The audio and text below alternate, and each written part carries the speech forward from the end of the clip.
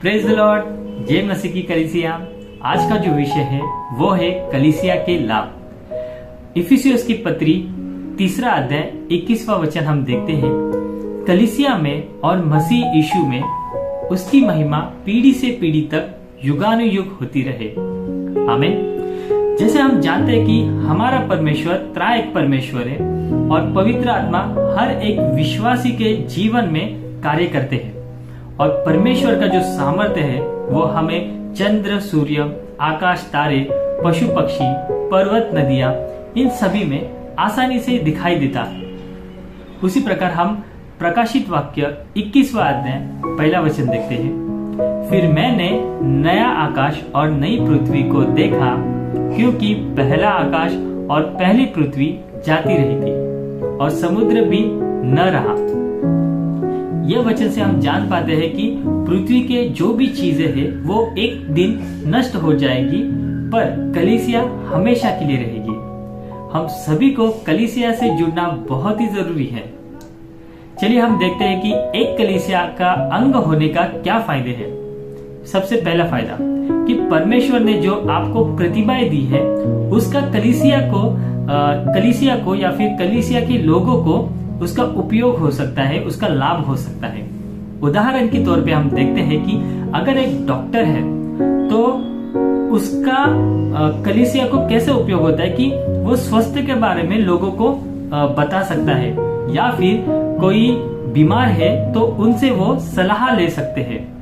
उसी प्रकार हम दूसरा एग्जाम्पल देखते हैं, उदाहरण देखते हैं कि एक म्यूजिशियन है या फिर एक संगीतकार है, तो वो कलीसिया में स्तुति आराधना के जो लोग होते हैं उनमें वो शामिल हो सकते हैं। उसी प्रकार वो दूसरों को भी सिंगिंग का यानी कि म्यूजिक या फिर संगीत के बारे में सिखा सकते हैं और परमेश्वर की स्तुति आराधना कर सकते हैं। उसी प्रकार अगर कोई मैनेजमेंट में बहुत ही अच्छा है तो वो जो कलीसिया की जो गतिविधियां होती है या फिर कार्यक्रम होते हैं या फिर सेमिनार कंडक्ट करते हैं हम उसमें वो अच्छी तरह से मैनेज कर पाते हैं। उसी प्रकार अगर कोई एक बिजनेसमैन है तो वो कलीसिया को फाइनेंशियली अच्छा हेल्प कर सकते हैं, इससे कलीसिया की उन्नति होती है। दूसरा जो लाभ होता है वो ऐसा होता है कि कलीसिया के जो लोग हैं उनमें भी परमेश्वर ने प्रतिभाएं दी है, तो उनसे भी हमको लाभ होता है, उनसे भी हमको बहुत सारी चीजें सीखने को मिलती है।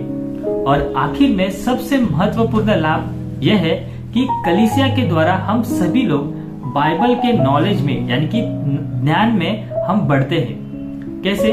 उपदेश के जरिए, बाइबल कॉलेज के जरिए, संगति से, फेलोशिप के जरिए यानी कि सभा के जरिए, और सभी के साथ प्रार्थना और आत्मिकता में हम बढ़ते हैं। कलीसिया में जो पास्टर होते हैं उनका बहुत ही महत्वपूर्ण काम होता है हम सभी को सिखाना। उनसे भी हम ये सीख पाते हैं कि हमको पारिवारिक जीवन कैसे चलाना चाहिए और एक आध्यात्मिक परिवार में शामिल होना हमारे जीवन का सबसे महत्वपूर्ण कार्य है। अगर आप किसी कलीसिया से नहीं जुड़े हैं तो मैं आपको प्रोत्साहन करता हूं कि आप जहां पे सच्ची शिक्षा दी जाती है उस कलीसिया से आप जुड़ जाइए। अगर आप पहले से ही जुड़े हैं तो बहुत ही अच्छी बात है, और बाकी जो लोग जो मसीह में है उनको आप प्रोत्साहन कर सकते हैं कि आप कलीसिया में ज्वाइंट हो जाए। हम एक वचन देखते हैं, 1 कुरिन्थी करास 15वां अध्याय 52वां वचन। यहाँ पे क्या है कि रॉय जैक ये जो इन्होंने इंटरप्रिटेशन दिया है, व्याख्या दी है और कहते हैं कि परमेश्वर कलीसिया को उठा ले जाएगा। इस वचन का जो सारांश निकलता है, उसका जो अर्थ निकलता है, रॉय जैक ने बताया कि परमेश्वर कलीसिया को उठा ले जाएगा। इसलिए हमको कलीसिया से जुड़ना बहुत ही महत्वपूर्ण है। आइए हम प्रार्थना करते हैं।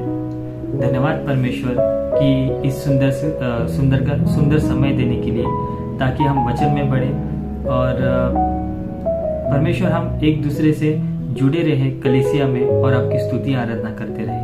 सारा आदर, महिमा, गौरव आपको मिले प्रभु। यही मेरी प्रार्थना है परमेश्वर, स्वीकार करना। यीशु मसीह के नाम से हम मांगते हैं पिता, आमीन।